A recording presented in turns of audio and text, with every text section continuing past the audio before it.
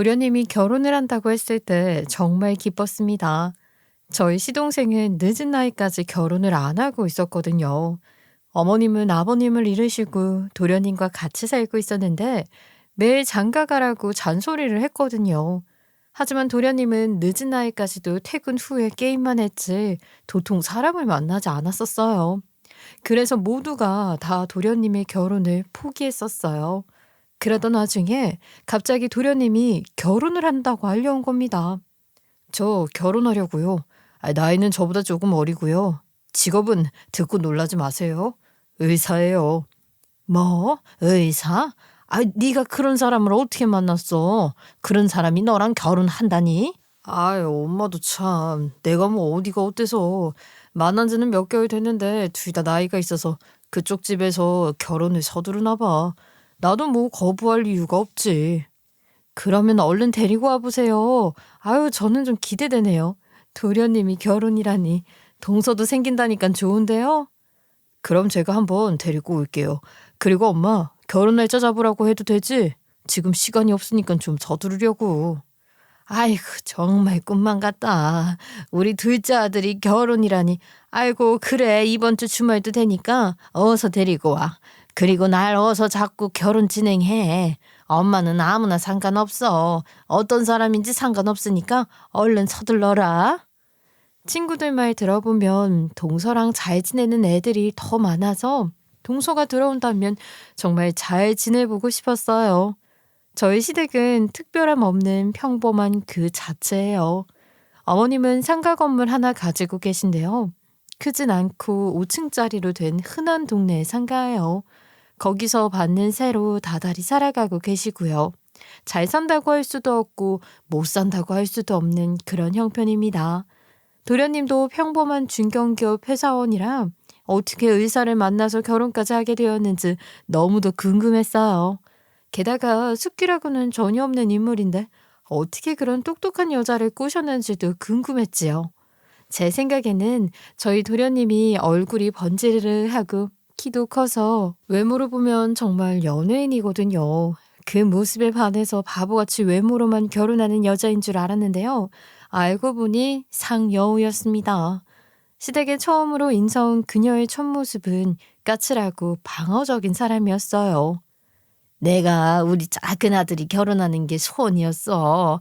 그런데 사람을 만나야지 기회를 해보는데 그런 게 전혀 없으니까 내가 거의 포기했거든. 우리 아들이랑 결혼해줘서 고마워. 이미 진 게임이었어요. 이렇게 자신의 아들과 결혼해줘서 고맙다고 하니 동서의 콧대는 더 기고만장해졌습니다. 저는 부유하게 컸고요. 저도 지금 꽤 벌고 있잖아요. 그래서 혼자 살아도 좋은데 결혼을 하면 시댁의 종처럼 일을 하니까 결혼하기 싫었어요. 그래서 이 나이토록 결혼을 안 한 거였고요. 그런데 이 사람 만나서 생각이 달라졌어요. 착한 사람 만나서 한평생 공주 대접 받으면서 살 수 있겠구나 싶었어요. 그렇게 살려고 이 사람이랑 결혼하는 거예요. 첫인사 자리에서 예비동서의 지나친 솔직함에 분위기가 한순간에 싸해졌습니다. 모든 식구들은 다 놀라서 말을 잇지 못하고 있었고요. 도련님 혼자 안절부절 못했습니다. 예비동서의 솔직한 입방정은 거기서 끝나지 않았어요. 제가 일사라 바쁘기도 하고요. 도통 시간이 나지 않아요. 그리고 솜씨도 없고요. 그래서 드리는 말씀이에요. 제사나 명절은 저희 빼주세요. 병원이라면서 웬만하면 쉬는 날이 없었어요. 집에 있다가도 풀려나가기 일쑤였거든요. 명절에라도 좀 쉬고 싶고요. 제사 때는 어차피 시간 맞춰서 못 올 거니까 저는 빼주세요. 예비동서의 파격적인 제안에 시어머니는 물론이고 우리 모두 당황했어요.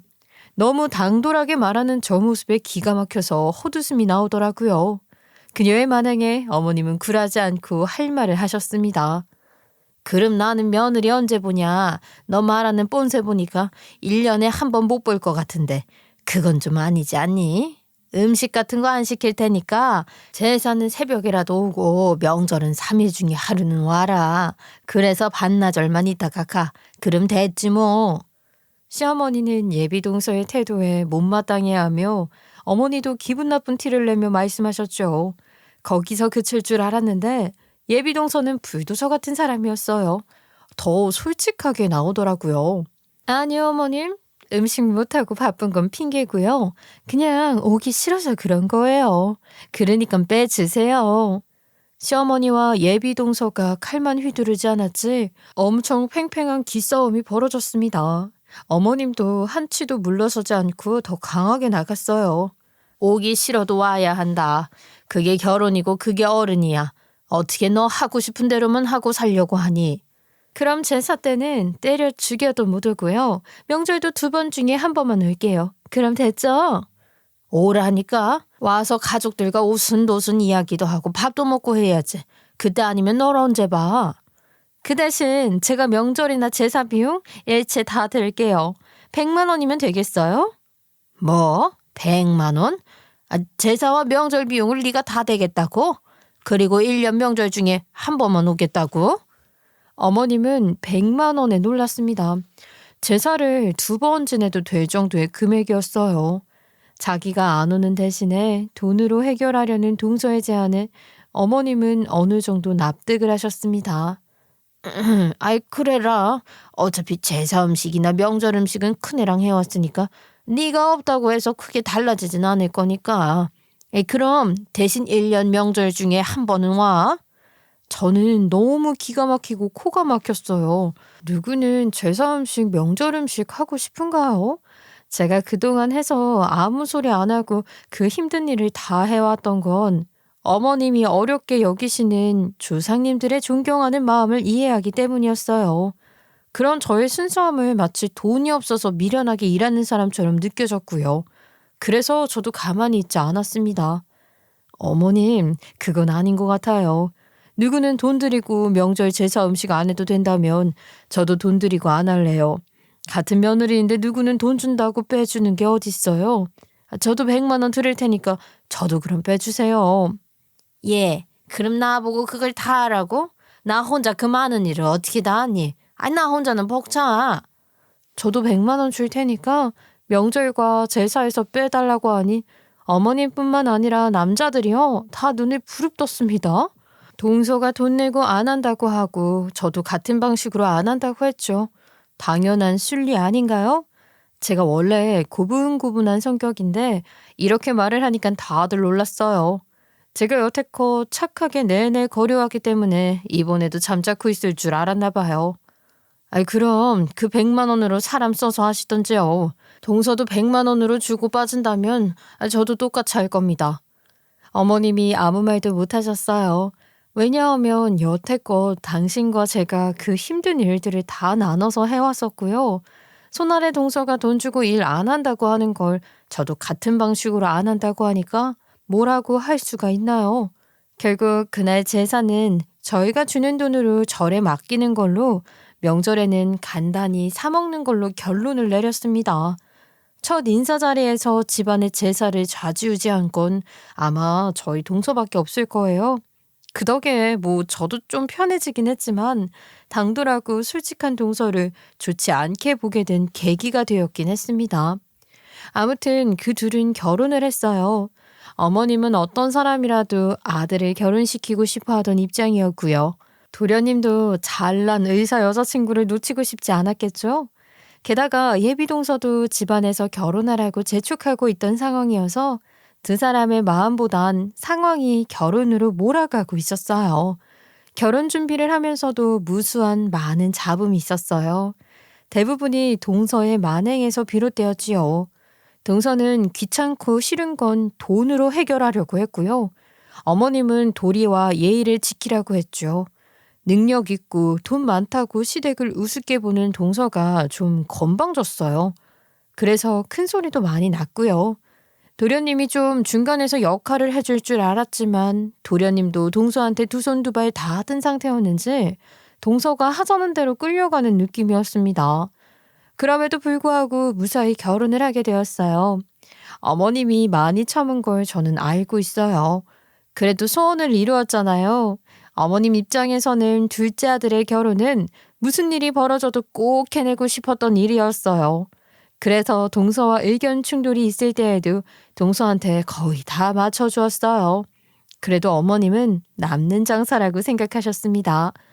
두 사람이 신혼의 다음 꿈에 젖었을 때 저는 그맘때쯤 임신이 됐어요. 저희 부부는 난임 부부로 결혼은 진작에 했지만 아기가 잘 생기지 않았었어요. 얼마나 저희도 아이를 원했는데요. 병원도 다녀보고 인공수정과 그 힘들다던 시험관까지 했었지만 아기는 오지 않았었어요.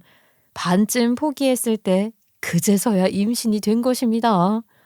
그렇게 힘들고 귀하게 온 아이인데 제가 얼마나 기뻤겠어요. 세상을 다 가진 느낌이었습니다. 정말 너무 행복했고요. 나도 산모라고 생각하니 뭉클하더라고요. 그리고 사랑하는 남자의 아기를 제가 품고 있다는 게 감격스러웠어요. 그런데요, 행복도 잠시 너무도 불안하게 유산기가 있었습니다. 저는 일하는 재미를 느끼고 사는 사람이었고요. 커리어도 잘 쌓아놓고 정년퇴직할 때까지 일을 하려고 했었습니다. 그런데요, 어미가 되어 보니까 제 꿈이나 제 능력은 필요 없어졌어요. 이 아이를 지키기 위해서는 무슨 일이든 해야 했어요. 그래서 과감히 회사도 그만두고 계속 누워만 있었다가 좀 더 큰 병원에서 진료를 받고자 병원을 알아봤었어요. 그런데 이런 쪽으로 진료를 받던 사람들이 동서가 있는 병원의 의사를 추천했고요. 저도 거기서 진료 예약을 하고 동서한테 말을 했습니다. 동서가 있는 병원에 산부인과 김미진 전문의한테 진료를 보기로 했어. 이번 주 목요일 진료 있고 잘 보긴 잘 보나 봐. 진료 예약을 겨우 했어. 아, 걔요? 형님 다니는 병원 있잖아요. 거기랑 별 차이 없어요. 의사들이 다 거기죠. 걔가 뭐 특별히 잘 보진 않아요. 뭔가 동서는 제가 그 의사한테 진료를 본다고 하자 떨떠름했고요. 느낌상 그 의사한테 진료를 보지 않았으면 하는 듯 했어요. 아유, 그래도 대학병원 교수인데 아무래도 본 케이스들도 많고 대처도 빠를 것 같아서 이참에 병원 바꾸려고. 그러세요? 아, 저는 그 의사랑 친하지 않으니까 제 얘기는 하지 말아주세요. 괜히 같은 병원 의사가 동서라고 하면 빽 쓰는 것 같잖아요. 그런 건 신경 안 써도 돼. 나도 진료 보러 가는 거지 인맥 쌓으러 가는 거 아니니까. 알았어. 동서 얘기는 안 할 테니까 안심해. 뭔가 묘하게 동서가 불안해하고 싫어하는 눈치였어요. 그래도 뭐 어떡해요. 저는 정말 진료가 필요해서 가야 하는데요. 동서가 싫어하는 눈치라 제 진료를 안 볼 순 없는 거잖아요. 그렇게 해서 진료를 보게 되었어요. 잘 지내다가 결국 중기에 자궁 경부 무력증으로 유산이 되고 말았습니다. 저도 첫 애였고요. 집안의 첫 손주라 다들 기대를 얼마나 하셨는데요. 제가 유산되기 전에 입원해 있을 때에도 면회가 안 되었지만 다들 오셔서 저를 창문 너머로 보고 가실 정도로 저와 제 아이를 많이 걱정해 주셨어요. 그러나 중에 결국 유산이 되었으니 다들 얼마나 상심이 컸겠어요. 어머님과 부둥켜 안고 울기도 했었고요.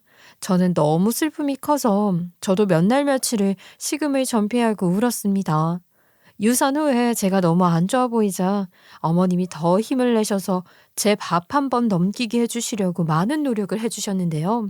그때 억지로 끌려왔는지 저희 집에 온 동서가 말을 이상하게 하더라고요. 어머님, 결혼 전에 형님 건강검진 안 하셨어요? 형님, 진료를 꼬박꼬박 보긴 했어요.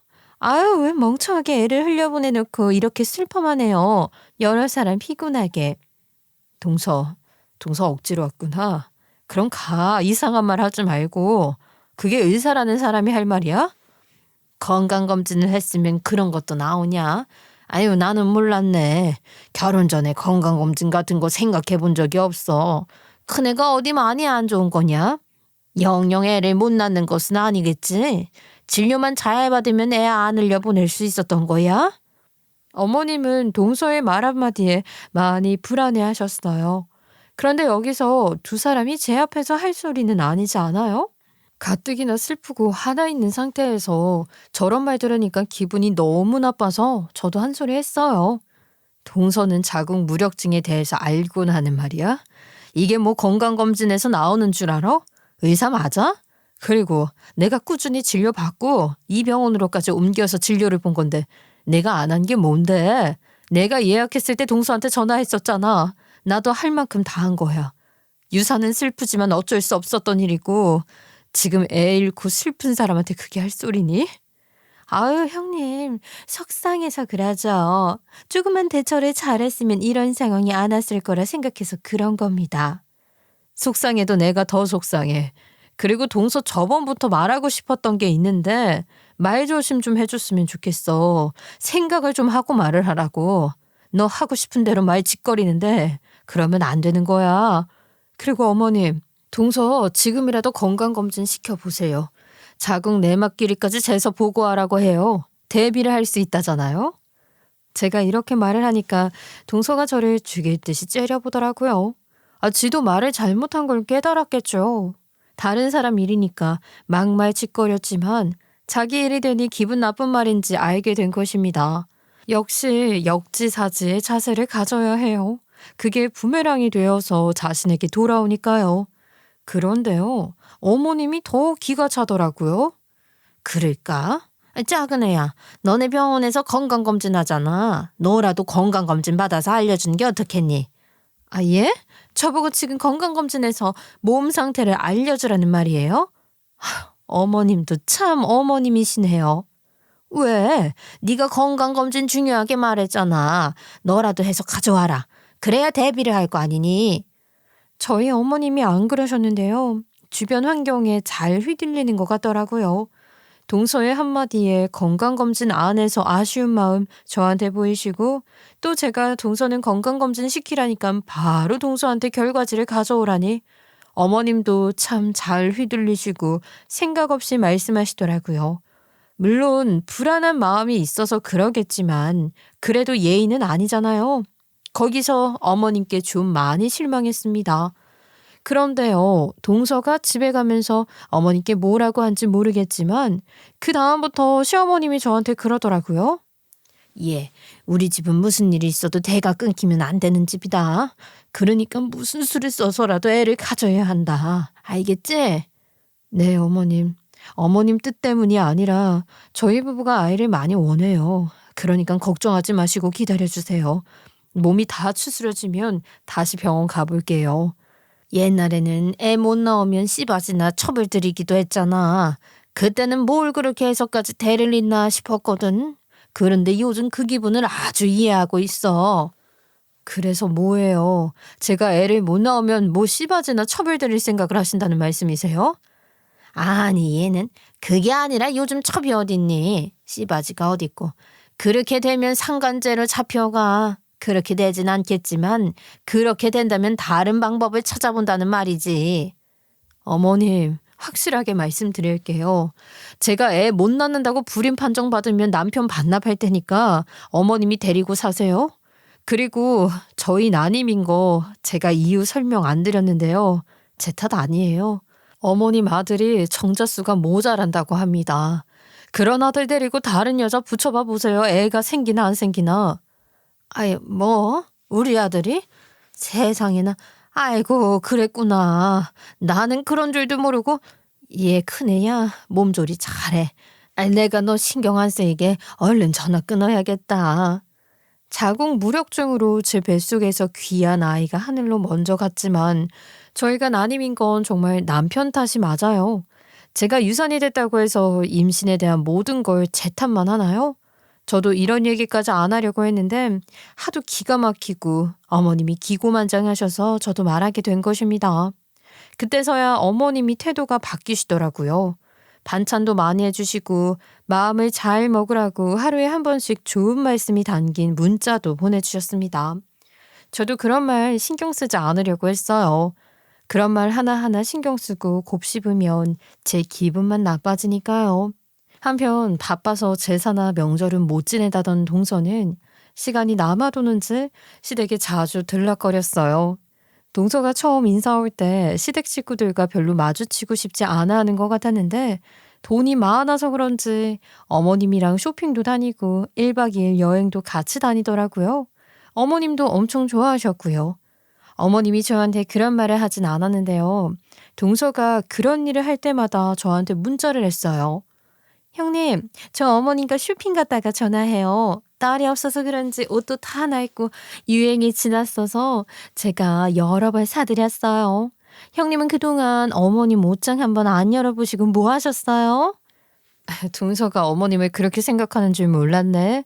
나는 어머님 패션에 큰 의미를 안 뒀어. 어머님이 필요하시면 사는 거지. 동서가 신경이 쓰이면 동서가 계속 앞으로 사드려. 또 어떤 날은 동서가 시어머니를 모시고 여행 간다면서 저보곤 형님은 몸조리해야 해서 여행까지 가기에는 좀 힘드시잖아요. 이번엔 제가 다녀올게요. 다음에 가요. 어머님이 여행을 좋아하시는 성격인 줄 몰랐어요. 저보고 너무 고맙다며 손까지 잡으시는데 감동하셨나 보더라고요. 자주 가야겠어요. 저는 아랑곳하지 않았습니다. 그렇게 두 사람이 어딘가를 갔다 오면 저 보라고 하는 건지 톡 프로필에 사진을 수차례 바꾸기 일쑤였고요. 궁금하지도 않았는데 꼭 전화해서 후기를 들려주더라고요. 도대체 무슨 생각을 하는 건진 모르겠지만 저 질투하라고 하는 것 같았어요. 그런데요, 전 별로 상관없었어요. 저는 시댁과 그렇게 친하게 지내고 싶진 않았거든요. 그들이 저 빼고 뭘 하든 저는 별로 자극이 되지 않았습니다. 그저 유치하게 저 자극시키려고 이러는 게 웃길 뿐이었어요. 저는 제 몸을 지키기 바빴거든요. 자궁무력증으로 아이를 보내고 난 후에 임신이 또 되었지만 한 차례 계류 유산이 되었어요. 이제 임신이 잘 돼서 좋긴 했지만 자꾸 유산이 되니까 불안한 마음이 들었습니다. 거기에 엎친 데 덮친 격으로 살고 있던 집의 전세가 끝나서 이사를 가야 했어요. 전세가가 올라서 돈이 모자란 상황인데 제가 퇴사를 했던 터라 더 이상 은행 대출을 받기가 부담스러웠고요. 그래서 어머님께 손을 벌렸습니다. 어머님은 저희를 불러서 돈을 주셨어요. 그때 온 가족이 다 모이게 된 날이었어요. 너네가 말한 돈 여기 있어. 천천히 갚아도 되지만 그냥 갖는다고 생각하면 안 돼. 알았지? 네, 어머님. 절대 그럴 일 없어요. 어머님 돈부터 갚을게요. 정말 감사합니다. 그리고 어머님, 저 드릴 말씀이 있어요. 제가 제사 비용으로 100만 원씩 드리고 있었잖아요. 그것도 이제는 힘들 것 같아요. 에휴, 그래, 그러겠구나. 제사는 이미 절에 모시고 있는데 돈이 좀 모자라네. 중간에 안 한다고 할 수도 없고 말이야. 어쩔 수 없지. 겉봐요. 제가 그럴 줄 알았어요. 뱁새가 한새 쫓아가다가 가랑이 찢어지는 격이네요. 형님이 저 쫓아서 100만 원씩 드린다고 할 때부터 저는 알아봤네요. 그 말 언제까지 지키나 했었거든요. 어떻게 한 번 내고 못 낼 수가 있어요? 어머님, 됐어요. 제가 형님 몫까지 200만 원 드릴게요. 참네. 지키지도 못할 약속을 못하려 했대요. 그건 나와 어머님의 약속이지 동서가 기분 나빠할 이유는 아니라 생각해. 동서가 200을 드리던 100을 드리든 상관은 없는데 말이야. 내 앞에서는 감정 표현 서툴게 하지 마. 알았어? 동서는 제 말에 기분이 나쁜지 입을 삐죽거렸어요. 이런 사람의 말은 참고 넘기면 저만 속이 시끄러워져요. 제대로 잘못한 점 확 알려줘야 제 마음도 그나마 괜찮아지는 것을 알게 되었어요. 그래서 웬만하면 동서한테는 하고 싶은 말을 다 하고 있습니다. 그렇게 동서에게 안 좋은 감정이 많이 생겼고 어머님한테 계속 실망을 하고 있을 때였어요. 그런데 어머님이 미끄러지셔서 손을 다치게 되었습니다. 심각한 건 아닌데 골절이라 깁스를 했고요. 한동안 손을 못 쓰게 되었어요. 온 가족이 어머님 사고 소식에 집으로 찾아가서 어머님의 상태를 살피느라 다 모이게 되었습니다.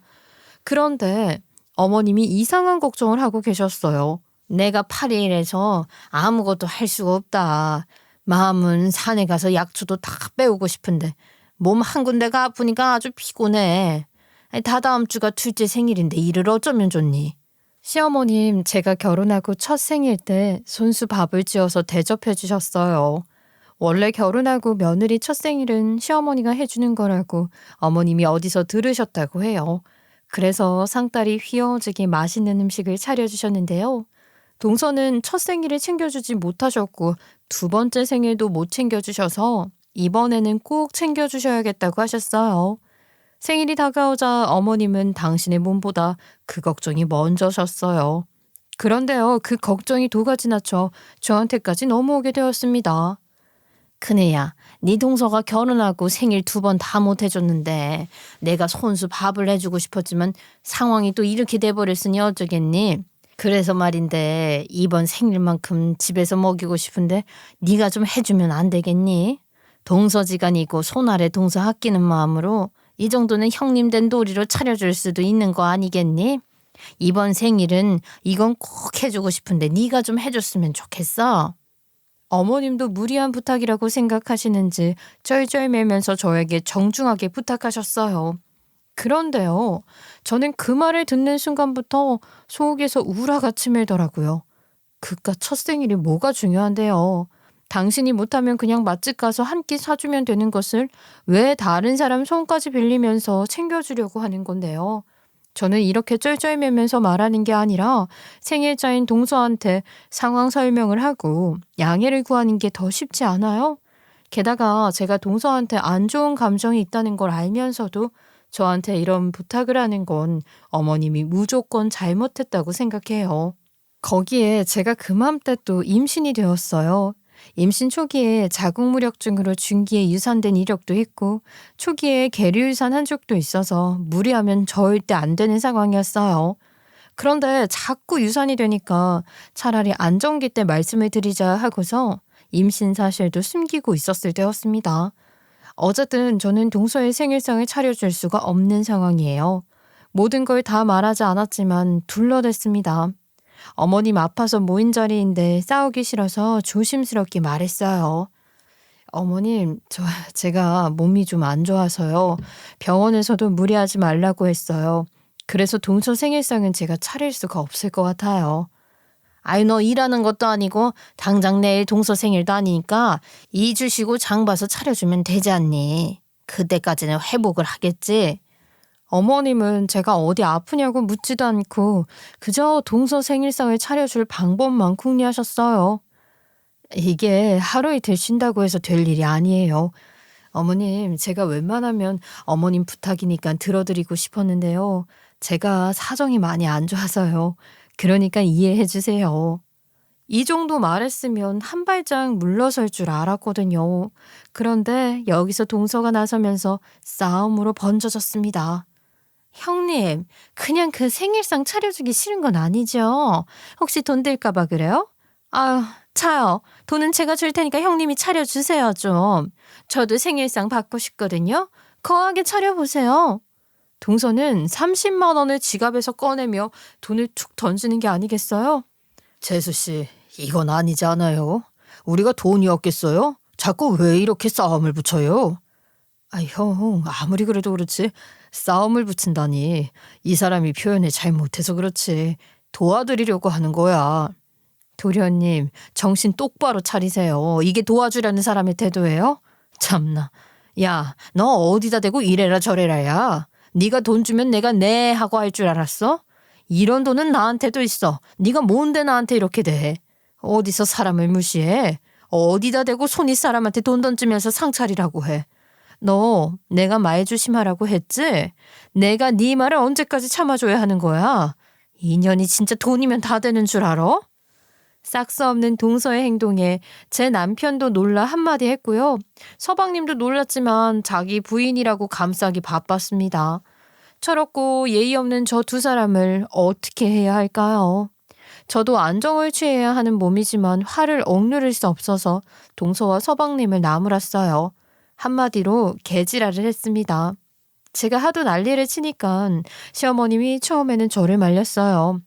얘, 너도 뭐라 하지 말아라. 너에게 부탁한 내 잘못이지. 뭐라고 할 거면 나한테 해라. 얘도 서운한 마음에 그랬겠지. 네가 형님으로서 밑에 사람 챙겨준다고 생각해야지. 이런 식으로 생각하지 말거라. 어머님도 적당히 좀 하세요. 어머님도 그러는 거 아니에요. 어머님도 똑같다고요. 결혼하고 첫 생일 그렇게 챙겨주고 싶으면 남의 손 빌려서 하지 마시고 어머님이 좋은 데 데려가서 밥 사주면 되는 거예요. 양해는 동서한테 구해야지 왜 저한테 구해요? 제가 몸 안 좋다고 말했잖아요. 그러면 거기서 멈추셨어야죠. 야, 동서, 너 이 돈 빨리 안 넣어? 어서 넣어. 제가 돈을 주어서 동서 얼굴에 뿌리자 시어머니는 소리를 빽 지르셨고요. 그 돈을 다시 주어서 저한테 뿌리셨어요. 남편도 놀라고 서방님도 놀랐어요. 모두들 어머님을 말렸고요. 어머님한테 소리쳤죠? 하지만 어머님은 저 하나만 보시더라고요. 너 지금 이게 뭐 하는 거야? 니년이 지금 찬밥 떠온밥 가릴 때냐? 돈 없어서 내 돈 빌려간 주제. 동서가 돈까지 주는데 감사합니다 할 것이지. 이 돈 가지고 당장 차려주거라. 그때 번뜩 이런 생각이 들었어요.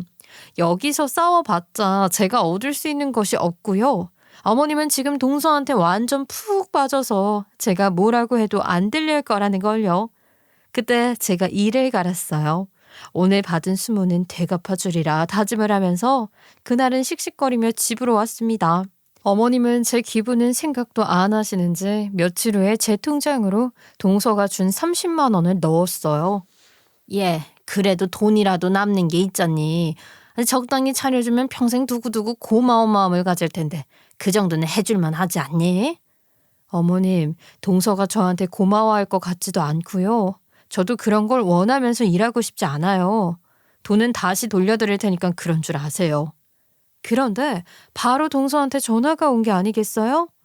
형님, 돈 돌려주신다면서요? 그럼 제 통장으로 넣어주세요. 없는 살림에 끝까지 자존심 세우시네요. 역시 없는 사람들은 자존심만 있다는데 딱 그 말이 맞는 것 같아요. 동서, 참 맞는 말 잘한다. 처맞는 말. 내가 생각이 잘못했어. 어머님이 동서 생일상 차려주면 평생 고마워할 거라는데 동서는 그렇고 어머님한테는 그런 고마움 받을 수 있을 것 같네. 내가 차려줄게 그냥. 30만 원? 그 돈으로 내가 동서 생일상 기깔나게 차려줄 테니까 기대해. 그날 시댁에서 보자. 어머? 정말요? 웬일이래요? 저도 기대 안 했는데. 전 그러시다면 뭐. 저는 상관없으니까 알았어요. 어머님께 전달할게요. 연이어 어머님이 전화와서 동서 생일상을 차려주기로 한 것 고맙다고 거듭 인사를 했고요. 저는 예고했습니다. 아주 상다리 부러지게 차릴 테니까 어머님 놀라시지 마시라고요. 저는 서프라이즈 생일 파티를 기획했어요. 열심히 준비했어요. 여기저기 다니면서 아주 기똥찬 생일 파티 준비했지요. 어머님은 동서 생일 며칠 전부터 동서 생일날 차릴 음식 메뉴까지 정해주셨었어요. 네 동서가 갈비를 잘 먹더라. LA 갈비는 꼭 하고 해물찜도 메인 메뉴여야 한다.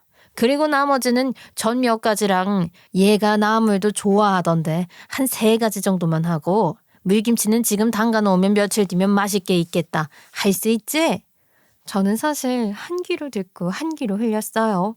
제가 계획한 밥상이 따로 있었기 때문이에요. 네, 어머님, 제가 잘 준비할 테니까 걱정 마세요. 어머님 건강이나 걱정하세요. 제가 동서 생일상은 알아서 잘 준비할 거예요. 네가 큰애라서 너무 좋다. 아유, 든든해. 둘째는 돈은 많지만 든든한 맛이 없어. 왜 이렇게 눈치를 보게 되는지 모르겠다. 고맙다. 네가 네 동서 생일상 차려준 보답은 언젠간 할 테니까 정성껏 준비해줘. 알았지? 아유, 그럼요, 어머님. 걱정 마세요. 어머님, 그날 저에게 엄청 고마워하실 거예요. 제가 준비한 거 기대하세요. 그렇게 기다리고 기대하던 동서 생일날이 되었습니다. 약속된 시간이 되었고 제가 모든 것을 미리 준비한 후에 시댁으로 갔습니다. 물론 남편도 함께 가지요. 시댁에 도착하니 저희 빼고 모두들 다 도착해 있었어요. 어머님은 저를 보자마자 첫 마디가 이거였습니다. 예, 그 음식은 어디에 있니? 준비 다 했다면서. 내가 미리 메뉴까지 정해줬었는데 그것들을 준비 안 했어? 형님, 설마 배달시키는 건 아니죠? 그건 예의가 아니죠. 손수 차려준다고 했잖아요. 제가 차린 것에 비해 손이 가벼우니 어머님이 의아해하셨어요. 어머님, 갈비찜, 해물찜, 각종 나무들, 여러 종류의 전들, 그보다 더 좋은 것들 준비했습니다. 거실에 상이 펼쳐져 있길래 저는 그 상에 사진 하나를 툭 던졌습니다. 아니 얘 음식은 어디 갖고 뭘 던지는 거야? 이게 뭐니? 이게 뭔데 그래? 먼저 말을 하거라. 그 사진 안에 동서가 있을 거예요. 어머님 잘 보세요. 기억을 잘 더듬어 보시고요. 동서 부모님 기억하세요? 당연하지. 내가 사돈을 몇 번이나 만났는데 그걸 기억 못하겠니? 그런데 이게 누구야? 둘째 옆에 서 있는 사람은 사돈 댁이 아닌데? 사진은 동서와 동서의 친부모님이 고등학교 졸업식을 기념하여 찍은 사진이었어요. 그런데 어머님도 동서 옆에 서 있는 분들을 보고 갸우뚱하셨고요. 그때 동서를 쳐다보니 동서는 가방을 주섬주섬 챙기기 시작했고요. 시댁을 나가려고 하는 게 아니겠어요? 딱 도망가려는 것 같아서 동서의 팔을 붙잡고 남편과 서방님께 동서 단속을 시켰어요.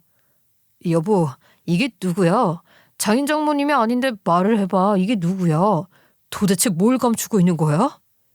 동서는 입을 꾹 다물고 고개를 푹 숙였어요. 아무 말도 할 수 없겠죠. 저는 그 비밀을 다 알고 있기 때문에 어떠한 말로 이 순간을 모면할 수 없었어요. 예. 괜찮으니까 솔직하게 말해. 집안에 비밀이 있는 거야? 아버지가 2번 결혼한 집 있잖아. 아니 근데 아버지도 다른데 엄마도 다르고 이게 어떻게 된 일이야? 이분들이 누구야? 동서, 어머님이 물어보시잖아. 솔직하게 말해야지. 어서 말해. 이분들이 친부모님이라고. 왜 말을 못해? 다들 경악을 했습니다. 제일 놀란 건 서방님이었어요. 생전 처음 보는 사람인데 친부모라니요. 너무 황당할 것 같긴 해요. 당신, 이게 뭐야? 형수님이 하는 말씀 진짜야? 당신 나한테 그런 말 한 적도 없잖아. 도대체 뭐야? 얼른 말해봐. 동서는 계속 고개를 푹 숙이고 아무 말도 못했습니다. 동서가 말하기 어려운 것 같으니 제가 말을 할게요. 어머님, 서방님, 그리고 여보? 이 여자 사기꾼이야. 부모님이라고 했던 사람들 알고 보니 역할 대행이었었대. 이분들이 친부모님이었고 동서가 우리를 속인 거야. 그렇게 기고만장하고 아나무인이었던 동서는 고개를 푹 숙인 채 눈물을 흘렸습니다. 알고 보니 동서 부모님 시골에서 농사 짓는 분들이신데 동서가 그런 부모님이 부끄럽다고 잘 사는 부자로 속이고 부모님을 역할 대행을 썼다고 합니다. 아니 왜? 무슨 이유로? 우리는 네가 어떤 사람이든 어떤 조건이든 상관없었다. 우리는 네가 거지라고 해도 너를 귀하게 받아들였을 거야. 근데 왜 그랬어? 왜? 동서가 입이 10개라도 말을 할 수 없을 테니까 제가 대신 말씀드릴게요. 어머님, 하마터면요 이 건물 잃을 뻔했어요. 아세요? 동서가 자기를 부자로 숙여놓고 어머님 재산 뜯어가려는 속셈이었다고요. 아이 그건 또 무슨 말이냐? 이게 다 진실이야? 진짜로? 예, 네가 말해봐. 도대체 네 형님이 무슨 소리를 하는 거지? 네 입으로 말해봐 어서. 어머님, 동서는 아무 말 못하죠. 지은 죄가 많은데 그걸 자기 입으로 어떻게 말하겠어요? 제가 설명해 드릴게요. 제가 동서 다니는 병원에 산부인과 진료를 받잖아요. 그때 알게 되었어요. 제 담당이 옆방 의사가 저를 알더라고요.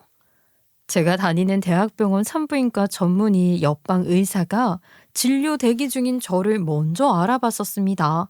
동서 결혼식에 봤었다고 먼저 말을 걸어왔어요. 둘이 앙숙인가 봐요. 엄청 자세하게 옛 이야기를 해주더라고요. 요약해서 말해보자면 고등학교 다닐 때 둘도 없는 절친이었대요. 그러다가 대학교 졸업하고서 연을 끊었다고 해요. 이유는 사생활 문란이라고 합니다. 결혼도 한 번 했었다는데 서방님 알고 계셨어요?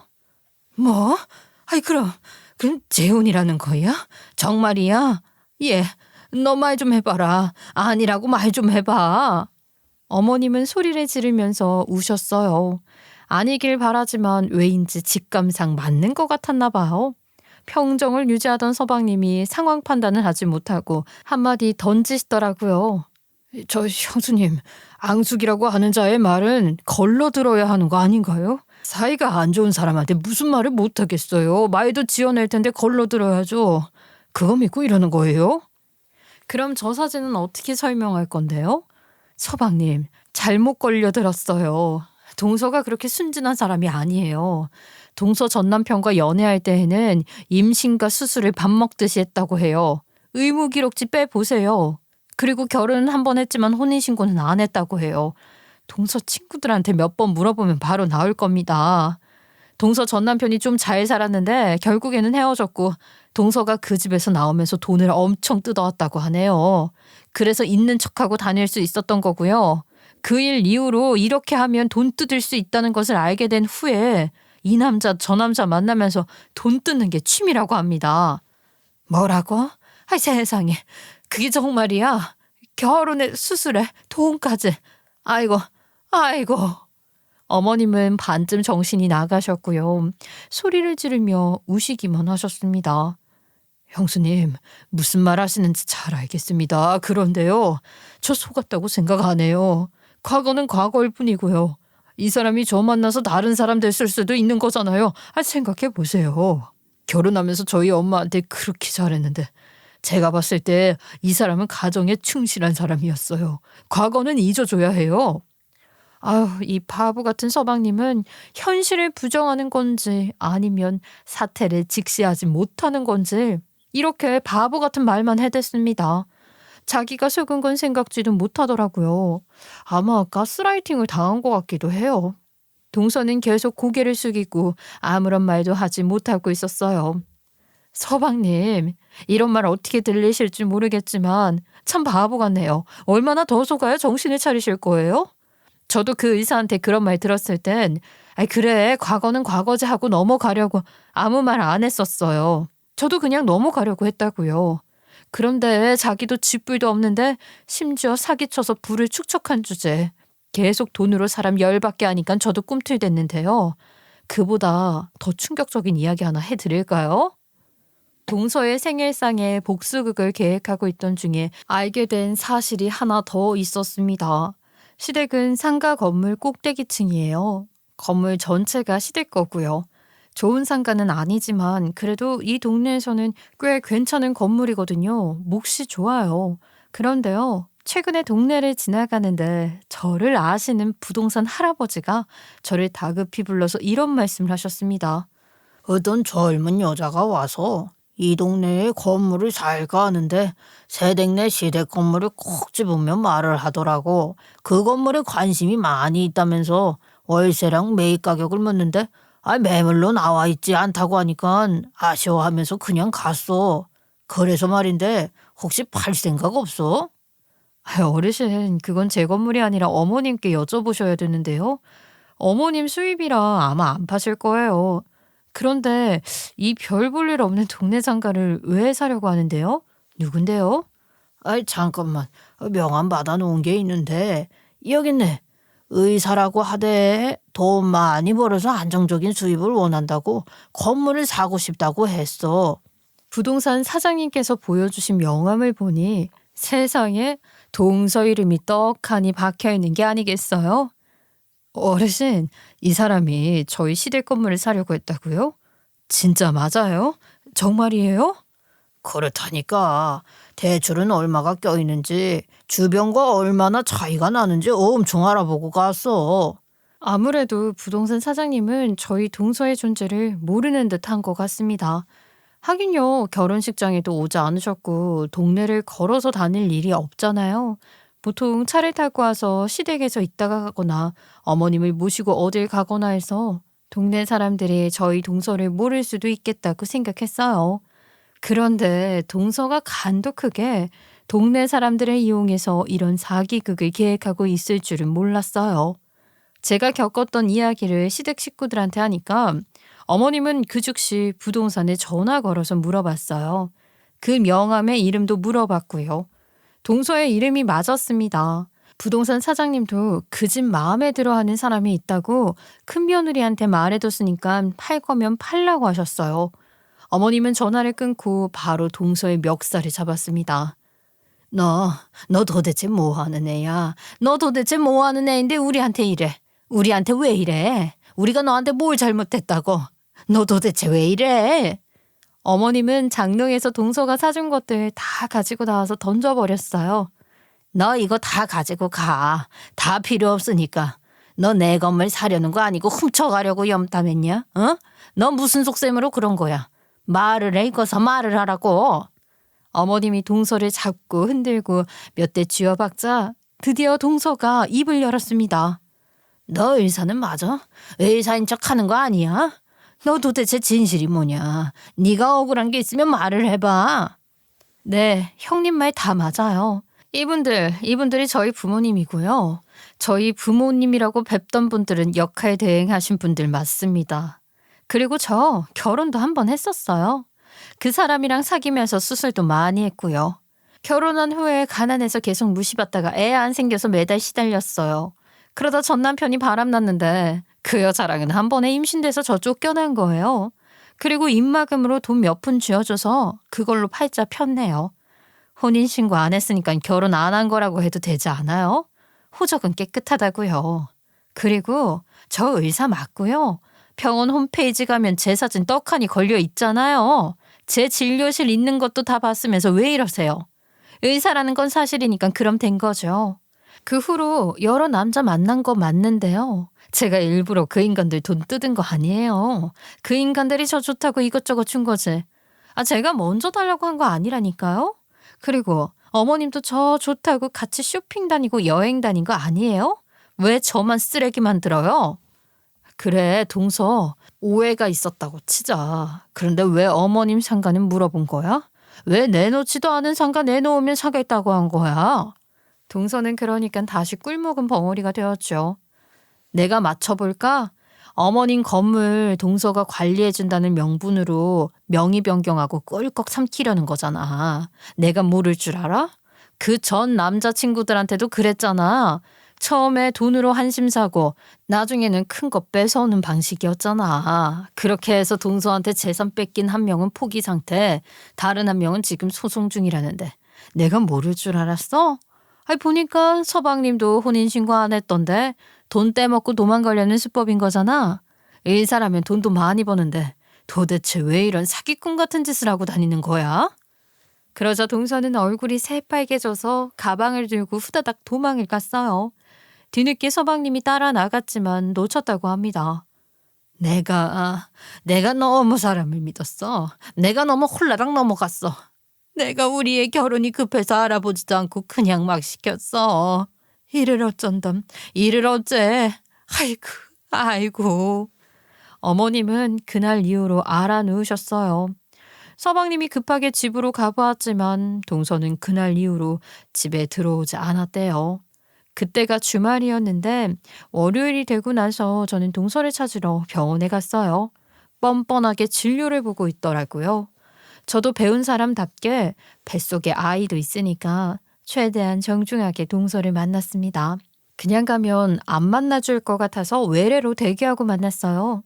조용히 잠깐 이야기를 나누었어요. 그래도 이렇게 가는 건 아니지 않아? 서방님의 배신감과 상실감은 어떻게 할 거야? 웃겨. 내가 뭐 한 게 있다고요? 제가 금전적으로 사기를 친 것도 아니고 뭐 하나 잘못한 게 없잖아요. 저한테 왜 이러세요? 왜 속였는지에 대해서는 얘기해야지. 안 그러면 나 바로 동서 사기죄로 신고할 거야. 저 지금 일하는 중이니까 퇴근 후에 만나요. 제가 장소를 문자로 할 테니까 거기서 기다려요. 퇴근하고 갈게요. 저는 동서가 찍어준 곳에서 기다렸는데요. 동서는 끝내 오지 않았습니다. 서방님도 저와 같은 방식으로 동서를 만나려고 했지만 동서는 계속 피하기만 했어요. 결국 서방님은 헤어지기로 결심했는데요. 두 사람이 혼인신고를 안 한 상태여서 사실혼 관계 이혼을 하기 위해서는 사실혼이라는 사실부터 증명했어야 했어요. 그래서 통장 내역과 주민등록본상 같은 주소지 그리고 같은 아파트였기에 같이 들어가는 CCTV 기록 등을 찾아보다가 또 한 가지 알게 된 사실이 있었습니다. 알고 보니까 동서 그게 그동안 잘난 척하며 쓴 돈들이 다 대출이었어요. 그 전에 사귀었던 남자들한테서 뜯어낸 돈들은 이미 투자를 잘못해서 다 날린 상태였대요. 그래서 그렇게 저희 어머님 다 쓰러져가는 건물을 노렸나 봅니다. 사실혼 관계 이혼을 하면서 서방님도 단단히 화가 나 사기죄로 동서를 신고했어요. 저희는 다행히 큰 손실은 없었지만 결혼식 했던 비용이 금액적인 손실이었고요. 그보다 가족들의 정신적 피해가 더 컸습니다. 지금도 서방님은 동서와 싸우는 중이에요. 이긴 거나 다름없는 재판인데 동서는 열심히 준비를 하대요. 아무래도 가진 게 없고 구린 데가 많아서 그런 것 같아요. 시골에 계신 그녀의 부모님은 자신의 딸이 이러고 다니는지 아는가 몰라요. 그곳에서는 영재로 알려져서 의과대를 갔다고 동네에 소문이 났을 텐데 서울에서는 이렇게 사기꾼 짓을 하고 다니니 참 답답할 노릇입니다. 동서는 첫 만남부터 안 좋았었는데 끝까지 좋은 이미지는 주질 못했어요. 첫인상이 끝인상이라는 말 정말인 것 같네요. 제 사연은 여기까지이고요. 기가 막힌 제 사연 들어주셔서 감사합니다.